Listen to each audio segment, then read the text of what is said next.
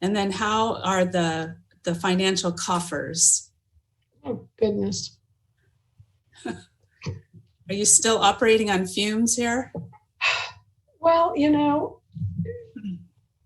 people have been very generous, especially considering the situation that they're facing and looking at. And I understand how many people are looking at this whole thing and going, man, this is dicey. What does it mean? But in spite of that, they have been supporting our activity because I think they know that they have to support the government that's protecting them. What better investment? Right. If the government that's protecting them doesn't protect them, there is nothing else standing between them and just, rampant criminal activity.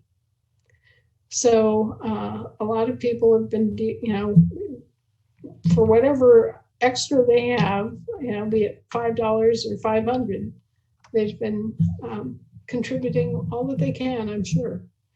And we have been spending it as carefully and as we've been spending it on the people and on the things that are absolutely crucial to continuing to make progress. Good. Let's put it that way. Good. And that does include their peacekeeping forces, our programs, our publications, our research.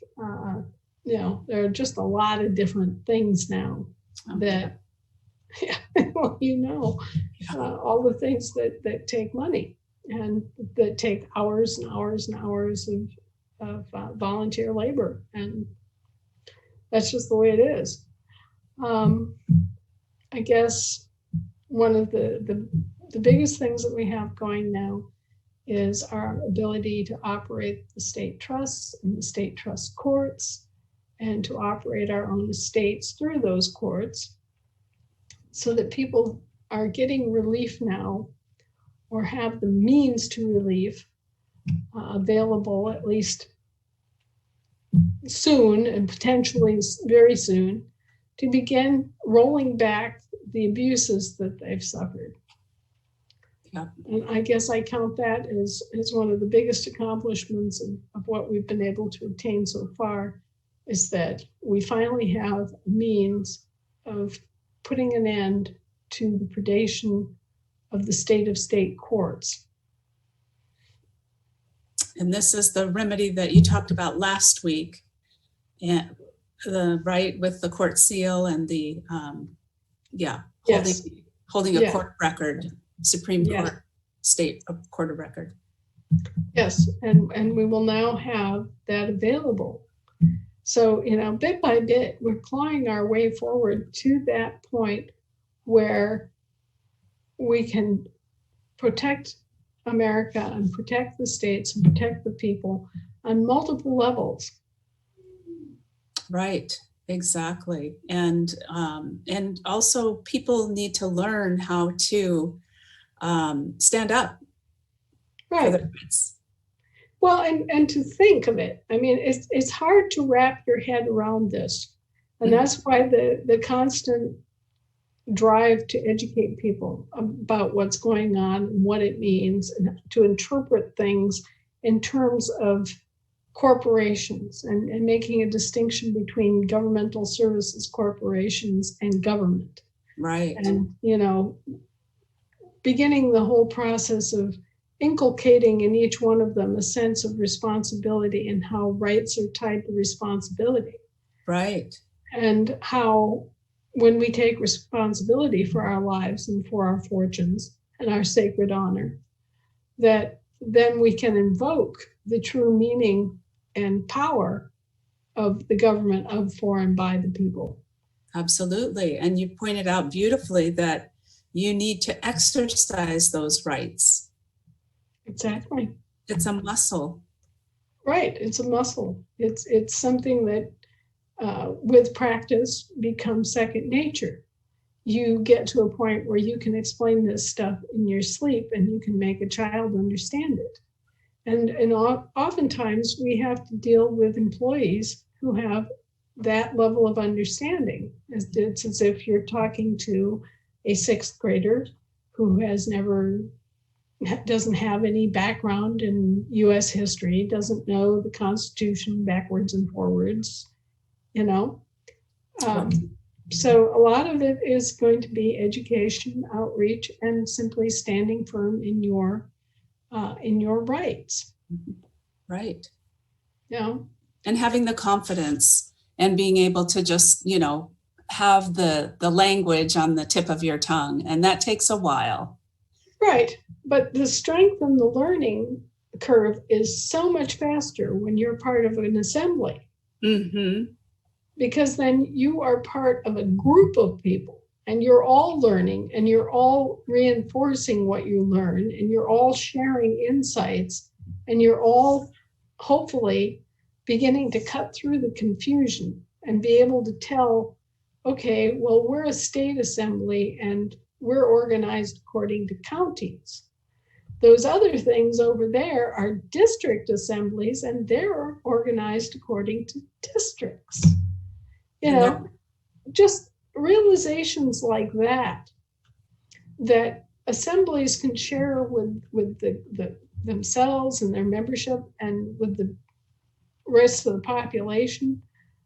Those things are beginning to have that effect, that cumulative effect of I learn it, you learn it, they learn it, he learns it, she learns it.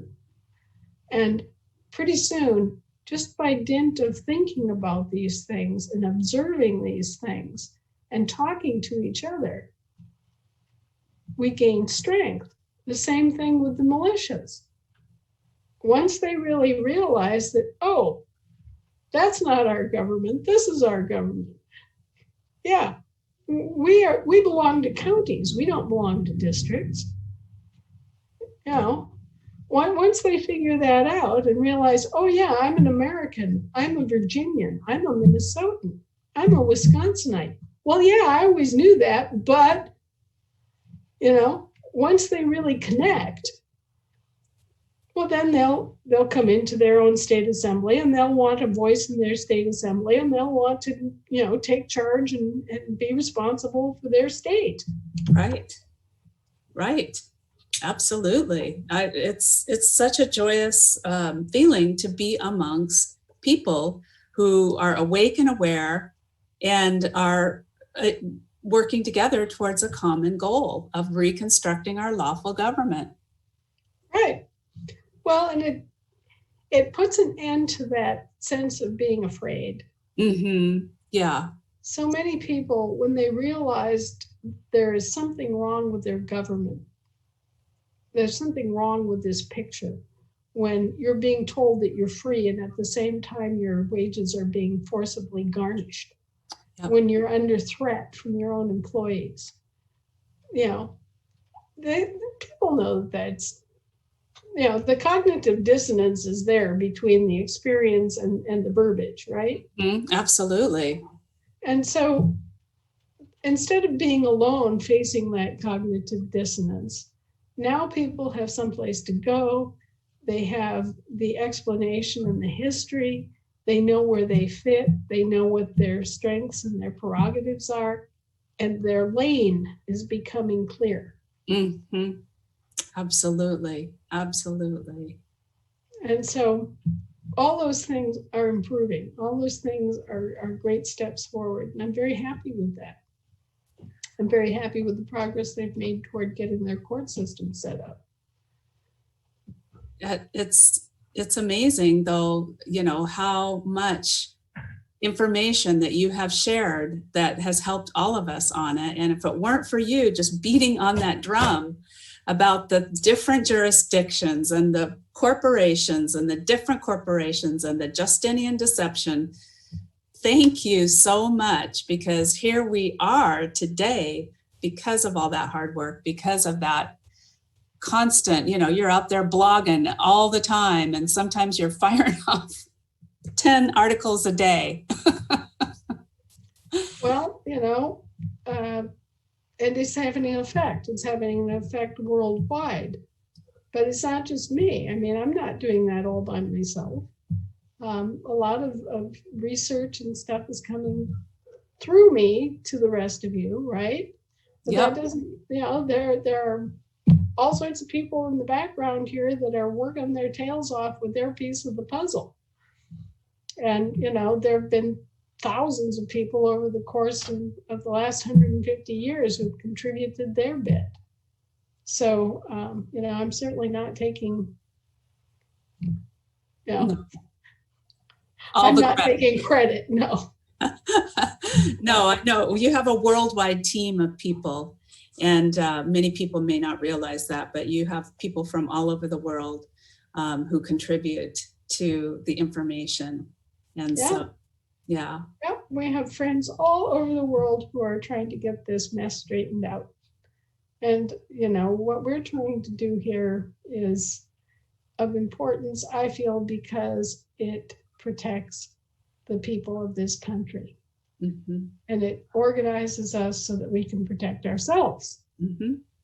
Yeah, and what's been done here in America has been done in just about every other country too. So we're actually bringing the whole world along.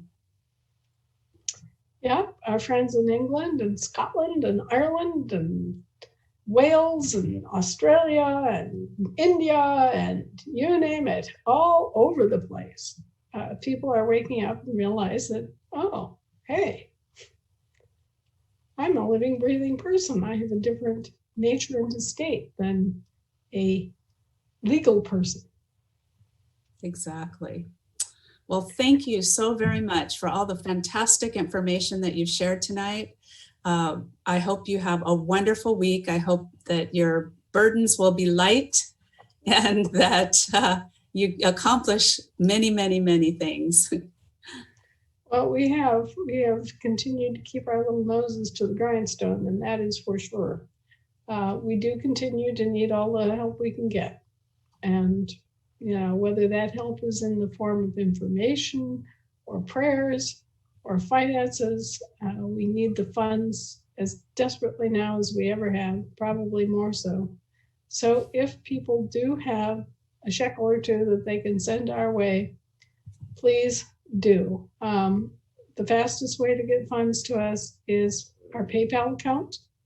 And the PayPal account is the same as my email address, which is AVANNAVON,